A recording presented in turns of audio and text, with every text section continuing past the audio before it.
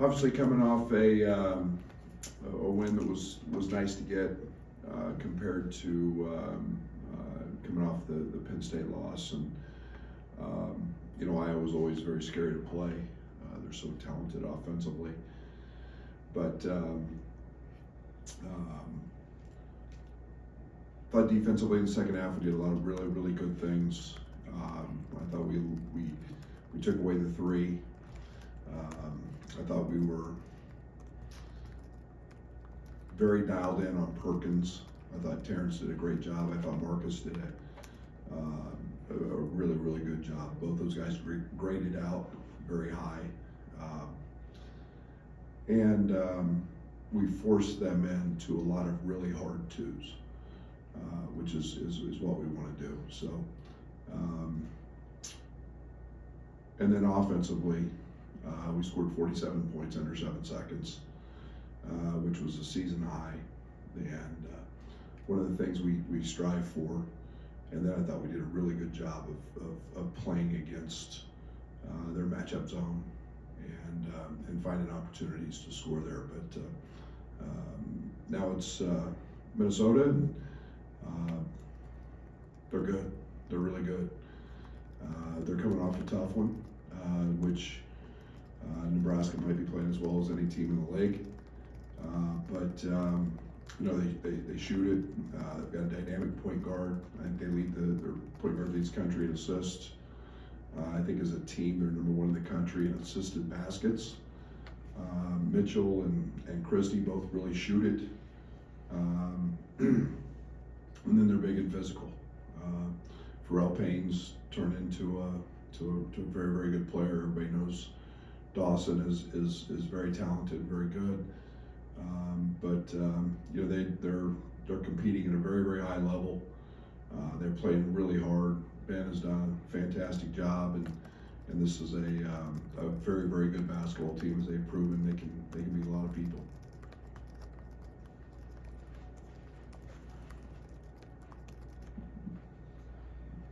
I guess, Brad, we have the other night where Marcus and Terrence aren't quite where we've seen them always offensively, and to get a win and have guys like Coleman and something, like, how much confidence does that give you that some of your two, possible non-league guys are able to still step into that? Yeah, it's comforting. It's really nice. I think that it's hard to be good every single night.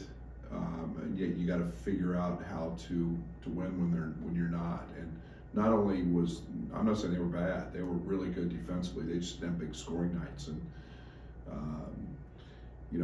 it's a tribute to Iowa. They did a nice job, but again, it was the matchup zone and the press and the just kind of called for it. Coleman was spectacular, and then I thought we had other guys. Just really beyond Coleman, just kind of fill in and be great and do take advantage of the opportunities and the things that presented. So pretty nice to know that, and gives me a lot of confidence as a coach. Coach, do you feel like you took a positive step defensively against Iowa? Something to build on down the stretch? Yeah, and I think everybody's we have to be better defensively in terms of the little things. I think that this league has really good offensive teams. I think this team has, Iowa's a top 10 team offensively, and they make hard shots. I felt in the first half that we guarded the snot out of them, but we gave them the shots, and we forced them into the shots we wanted them to, which was hard twos. And I think they shot 60% in the first half on out of the paint twos. It was actually the fewest layups or fewest paint points we'd given up in league play, which was 6 in the first half. And over the course of time, you got to play 40 minutes, and I thought we did a great job. They shot 35%, 16 from the 3, and I thought our defense was really good. We still made some mistakes. Certain guys made scouting report mistakes. We didn't switch as much in this game. I think that helped in terms of playing Iowa. But I thought we were much better and not in rotation near as much. Obviously, you weren't too happy with Coleman after the Penn State loss. He has a career night against Iowa. What did you notice change maybe in his approach or even his demeanor going into the game and on the court against Iowa? Well, there was a lot. I thought he was very mature. I thought he was very focused. I thought he was, I thought he played really hard. I thought it was, I told him yesterday, I said it's, challenging shots at the rim, diving on the floor for loose balls. Those are all things leaders do.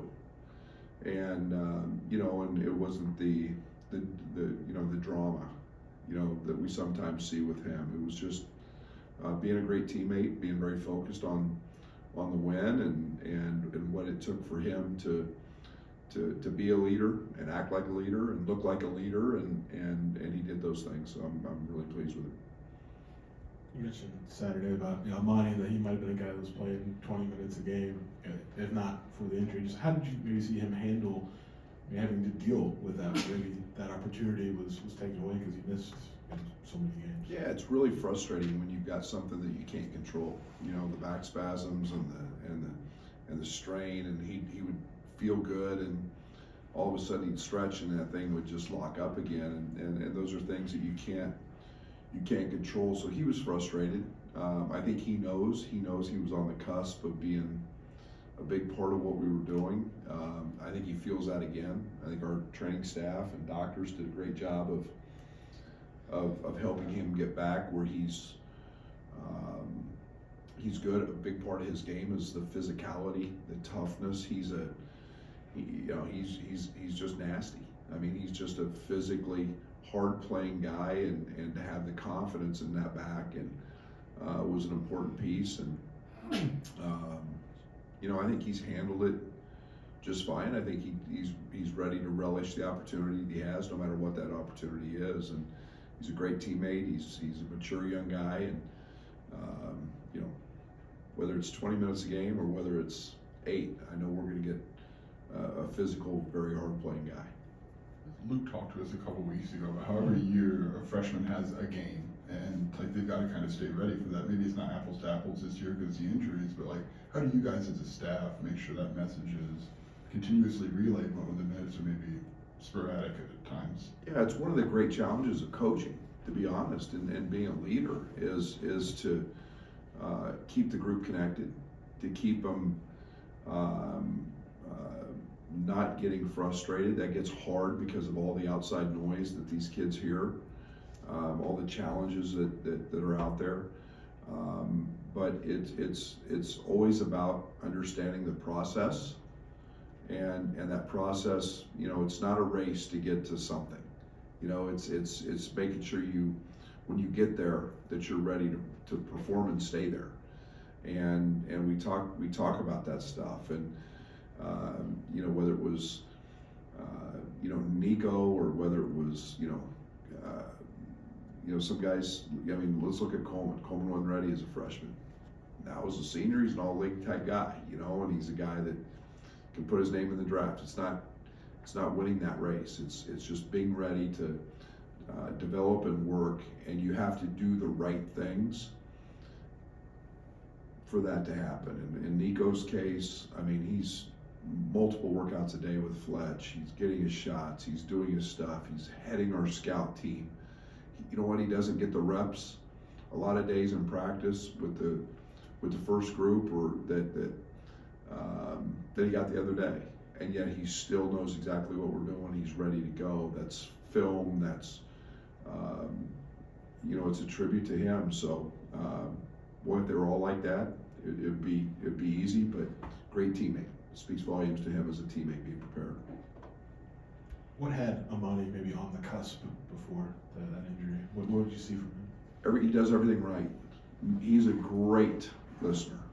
He's not a good listener. He's a great listener, and he does everything that we ask him to do, and then he does that with kind of a nastiness, and I say that in a really good way. There's a physicality about him. There's a toughness about him. He plays with great edge, and he's super competitive. And we needed that. We still need that. But he doesn't ever play out of himself, out of what he's capable of. He's always very the games for a freshman. He plays the game pretty slow mentally, and that's a good thing. But high IQ, and he does what he's supposed to do, and he does it at a kind of a really competitive, highly charged level. Anything stand out or unique about Minnesota offensively that you feel like you got to take away? They're really balanced. They're going to run great actions. They're going to run a lot of actions. Everything's assisted. I think 70% of their baskets are assisted. Hawkins as a point guard is just a little guy that lives in the paint. He can shoot it. They're going to ball screen for him. Dawson's versatile. I think you've got to try to fight to keep them to one shot.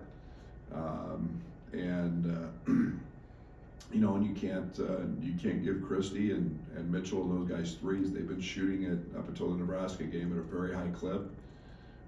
Dawson can step out and stretch the floor. Fox comes in off the bench, and he's maybe as effective as any of those guys. So it's a physical team, but they're very well balanced, and it's what makes them good. Against Iowa, 10 of your guys saw double-digit minutes on the court. As a coach, maybe can you remember the last time that's happened in one of your games, and is it something that's sustainable moving forward? I don't know. I'd have to look at that. Maybe Oklahoma State. I don't know if it's been here. I don't know if I've had that. I think anything's sustainable if it's what it takes to win a game, and it's really hard to play. Sometimes it's really hard to play 10 guys, depending on the flow of the game. We got to make no mistake. We want to put our best players out there who give us the best chance to win that night. And whatever that scenario is, we're going to try to do that. So, some nights, every night's got its own identity. You like the fact that you have that depth and know that, okay, Nico Moretti can step in and Amani can step in, and tonight Justin's got it going, and that maybe meant less for a starter or two. So it's just the play and the feel of the game. It's just kind of along those lines. Draven was a guy who had been in a little bit. We didn't see him against Iowa. Was he dealing with anything physically, or what was No, like it that? was just I kind of made the line substitution, and it was we needed a point guard and Justin and Luke, and it was just kind of the way that was. There was nothing to that. Draven's been fine. He played great at Penn State, and again, once we kind of got comfortable there in the second half of the group, it was we didn't change it very much.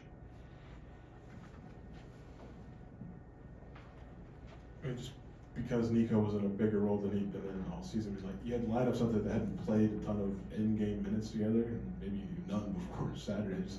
What is about the team you have that they could kind of figure it out in these different lineups? We mix up lineups a lot in practice. We 2 days out, we mix the lineups up. It's not the starting group. It's always kind of different. It gives me as a coach the opportunity to look at maybe Nico and Draven playing with TJ, or Nico and Marcus and Justin. It gives you a different opportunity. So we mix that up a lot. We get to see some of that in practice. Obviously, you don't know what it looks like in a game, but we've been working a good amount with bigger lineups, with sliding Coleman around, playing some of the 3, some of the 4, not just always at the 5. So we look at that in practice. We knew that was an opportunity and something we could do with Amani early. We didn't get afforded that luxury, but it's something we can sure look at and have been. So yeah, we get to see it in practice, but I think the guys are just comfortable because we do it in practice, and everybody knows kind of their role and what we're going to do. Just because we're going to talk to him, another about Amani, like you mentioned the nasty, I think on Saturday you talked about his trash talking. I'm just curious, early on in his time here, was there a moment that you were like, okay, he's maybe a little more comfortable in that role? It was more in the recruiting process. He Amani's always been that for lack, maybe a little bit undersized, underbit, a little bit overlooked, whatever, but he's always won.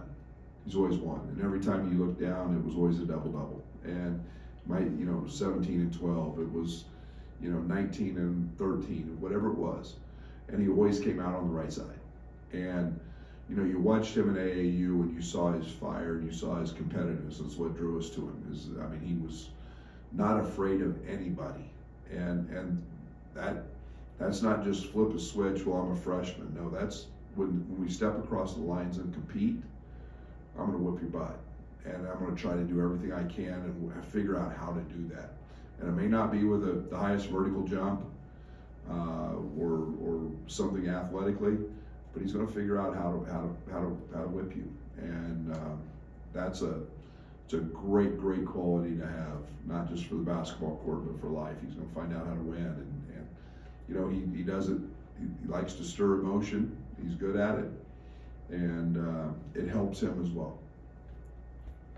Terrence was named to the Oscar Robertson Award watch list this afternoon. Wasn't on the Naismith or the Wooden. How do you maybe see the postseason honors kind of playing out for him this year? I don't know. I really don't know. He deserves to be. Go find a perimeter player that's playing any better than him.